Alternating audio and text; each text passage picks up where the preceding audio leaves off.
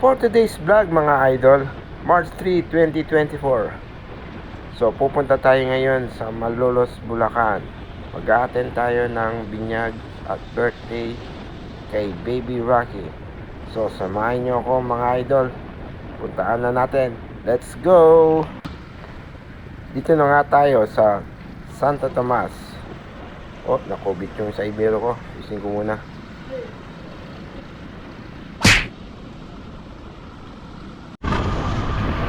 Papunta na nga tayo dito sa San Simon. Medyo dumilim pero maganda naman ang panahon. So, malapit na lang tayo mga idol. Medyo bilisan natin ng konti.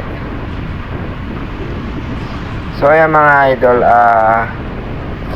wala naman masyadong traffic siguro.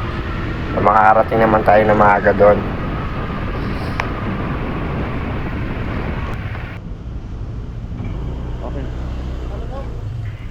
So ayan, nandito na nga tayo sa Malolos Grand Royal, kung saan yung venue ng binyag. Tara, puntaan na natin. So eto nga, nandito na kami sa Barasoan Church, dito sa Malolos, Bulacan.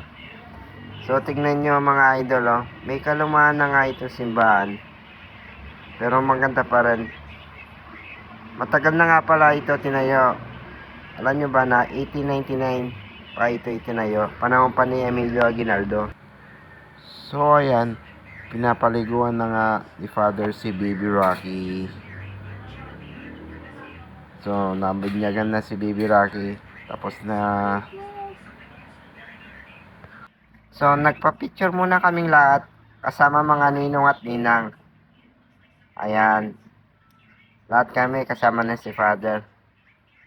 So ayan, after nito mga idol, dadiretso na kami doon sa venue ng binyag. So ayan, papunta na kami niyan doon. Dito na nga kami sa venue na binyag. Ay si ate, kaway-kaway So mukhang masasarap naman ang mga pagkain. So ayan, picture si ate. So ayan, medyo konti pa lang dumarating na tao. Mamayang konti niyan, dadami na. So kumuha muna tayo ng video bago tayo kumain.